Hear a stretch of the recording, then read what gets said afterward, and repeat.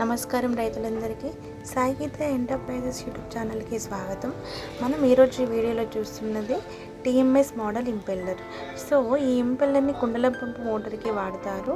ఇది TMS model impeller. ఇది tarot కంపెనీకి సంబంధించినది.